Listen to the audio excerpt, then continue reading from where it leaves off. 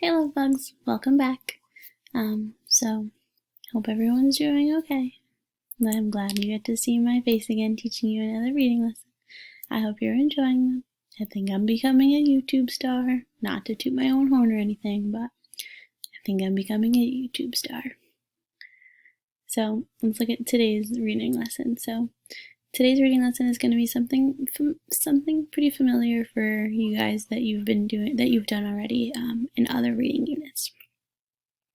So today you're going to watch this lovely video of me, future YouTube star, and then you're going to go into continue reading some of that historical fiction book on Epic.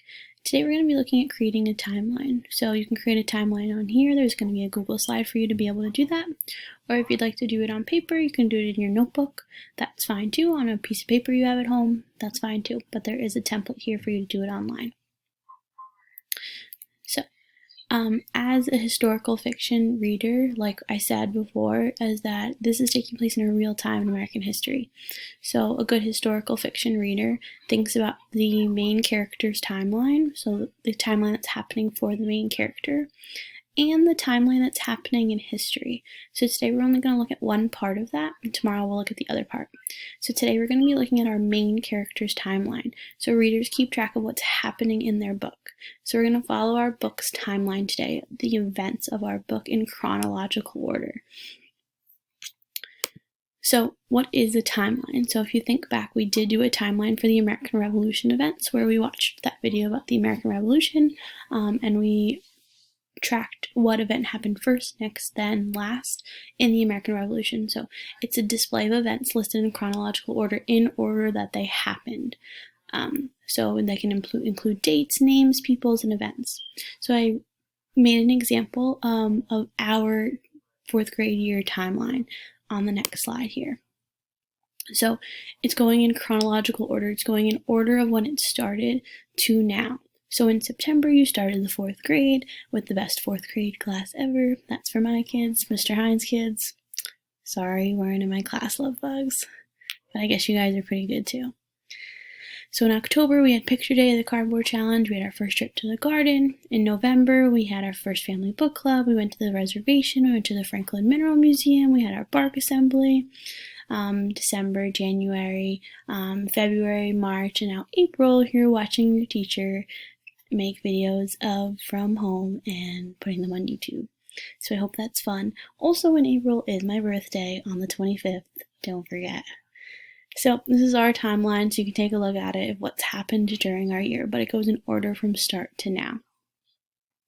So what you're going to be doing is you're going to be doing your own timeline for your own historical fiction book from the start of the book until the point you've read.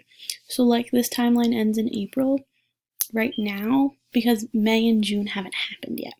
So in your book you may not have finished it, and that's okay. You can keep adding to your timeline as you read. So let's look at a timeline for the book, The Babe and I, that we're reading. So I'm going to read you another part of The Babe and I. And we're going to think about all of the important events that we've read so far. So let's think about what happened yesterday when I read that part to you. So yesterday, some important events that happened is that it was our character's birthday. And another big event that happened is that our character found out that his dad doesn't have a job. So those are two major events that happened so far. So I'm going to keep reading another section of the book, and while I read, think about some important events that are happening in this section of the story. Whew. There were tears in my eyes as I watched people walk past my father. I wished so much that someone would buy an apple from him, but no one did. I realized how he had earned my birthday dime, and I was sorry I had spent it. I have to get to work, Jacob whispered. I was too dazed to know where we were going. I just followed Jacob until we came to a small building. My dad is out of work too, Jacob said as he got in line. That's why I'm a newsie. Sell newspapers with me. It's fun. I didn't feel like going home, so I stayed with Jacob. We collected our papers, and he said, "Now I'll teach you how to really sell." We walked past a newsie on the corner. "Coney Island fire," he called out.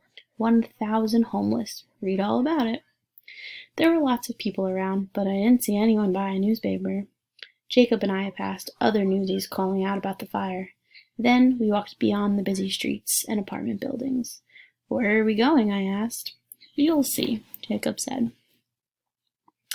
So that's my end of reading today, but I think another important event happened. So take a second to think about, what important event do you think happened so far? What's worthy enough to put in our timeline? So take a second to think about it. You can pause this. If you already have it in your head, keep it in your head. So for me, the most important event that's happened in this section is that our narrator gets a job. Our narrator becomes a newsie. Our narrator starts selling newspapers. So that's definitely another important event that's happened so far. So this is my timeline for The Babe and I. So far I have 3 really important events. So here, my first event is the narrator gets dimes for his birthday and spends them on 2 apples. I wrote 2 dimes, but he only gets 1 dime. So he gets a dime. So my first major event is that the narrator gets a dime for his birthday and spends them on 2 apples. My second major event is that our narrator finds out that his dad does not have a job and is selling apples on Webster app. And then my third event that we just read about is that our narrator joins Jacob in selling newspapers to make money for his family. So those are my 3 major events so far. So I don't have to write about every single conversation that happened, but I am thinking about the big major events in my story that are really going to make a difference. They're really going to impact my story. So I don't have a 4th event yet, and that's okay. I'm going to leave it open so that I can add to it as I continue reading. So this is something I can always go back to and I can always add more to. When another important event comes up, I can come back to this timeline and add it, so I can follow my story through the whole thing. I can start from chapter 1 all the way to the end, so I can see maybe what happened. I can see how my character changed. I can see what events led to my character changing. So a lot of tracking what happens during your book. So this timeline is going to be super helpful for that. So today you're going to make your own timeline for your own historical fiction book. So on the next slide, I have some directions. So once you read some of your historical fiction book, you are going to make your own timeline. So on this last page, I made a template for you to use. So I made 5 boxes for 5 events. If you have less than 5 events, that's okay. You saw mine, I left 1 blank for me to fill in later. If you have more than 5 events, that's okay too. You can make another box for your 6th event or your 7th event. That's okay too. If you have exactly 5 events, perfect. I read your mind. Go me. And you can fill out all 5 of these boxes. But you do not have to. So here's where you're going to fill in the most important events of your historical fiction book so far. So I'm going to send you off like I would in school. And you're going to go read some of your historical fiction book on Epic. Again, you're going to read for about 15 to 20 minutes. You can read more, but read for at least 15 to 20 minutes. Once you're done reading, you're going to come back to this page and you're going to fill out your timeline. So remember, this timeline is just about your book. So tomorrow we're going to take a look about a historical timeline and how that kind of connects to what's happening in our book. But this timeline is just about the events in your book.